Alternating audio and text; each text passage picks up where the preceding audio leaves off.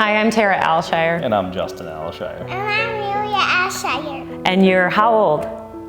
4. And we are double grant recipients from the Northern Lights Foundation.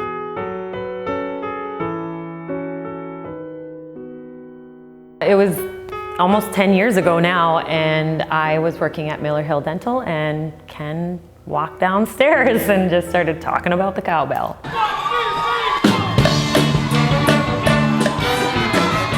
I did it that first year, and it just it just exploded. I mean, not only was it already like established and fun, but I found something new and exciting for me that I felt like I could do. And in my life, I hadn't even met Justin, so I mean, this was really something that just fell on my heart, and I was like, I'm gonna do it.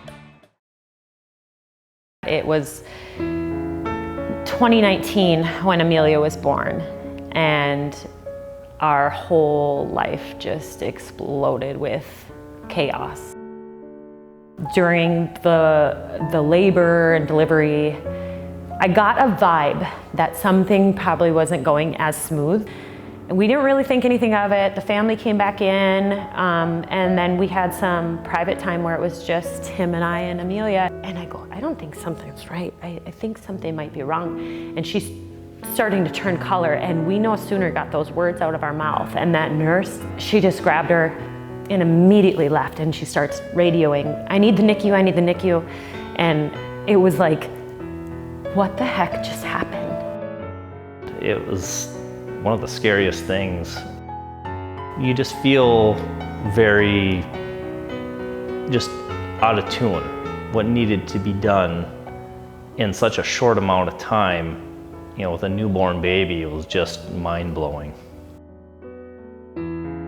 A blood clot had blocked off her cerebral spinal fluid, and her ventricles were building up, and she was having hydrocephalus happen.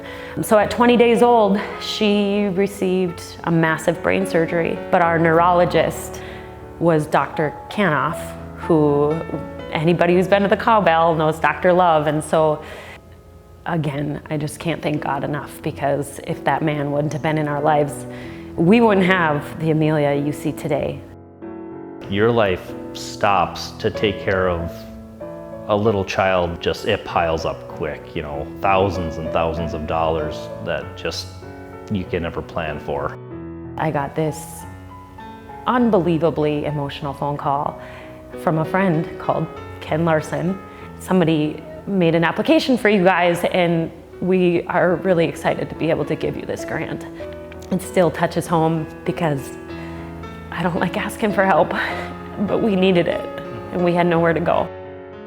It's really just like affirmation of the miracle that we have been given, because it was that full circle moment of my life where I'm like, it makes sense why God put me right there at that point, because now I am receiving all of the awards of doing good and putting my heart out there. So it felt full circle for sure.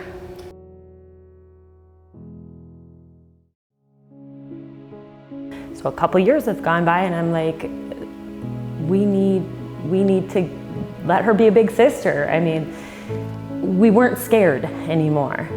And then I started dreaming, and I'm like picturing 2 little girls like running around, and just like your American dream of just like having a healthy family.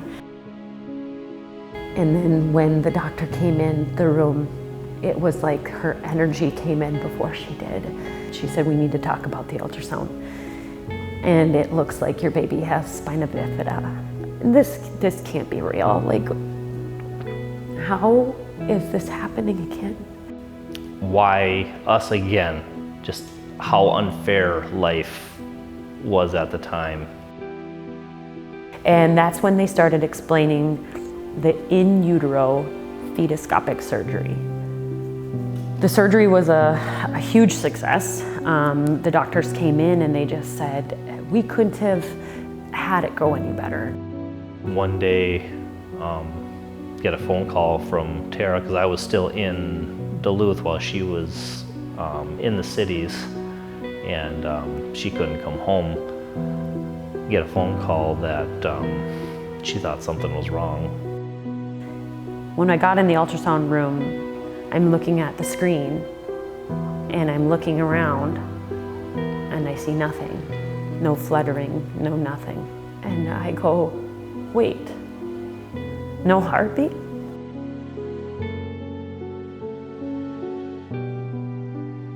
I remember not being able to control my screaming because I couldn't believe it. I was able to birth June naturally. So when she came out, she was just shy of 30 weeks. I only got to meet her and hold her for one day. But she changed my world, and that's why we're here.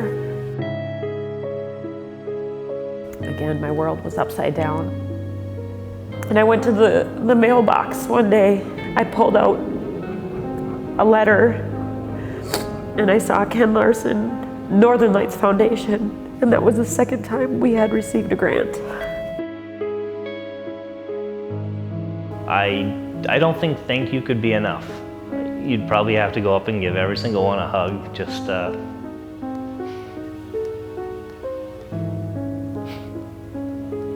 think you'd have to go to every single board member, every volunteer, every person that has donated to this organization, and just give them a big hug. These stories are sad, but they make me who I am, and it is on my heart to forever keep giving back. I just don't think I could have known the impact that this foundation could have on a family that's just trying to be normal.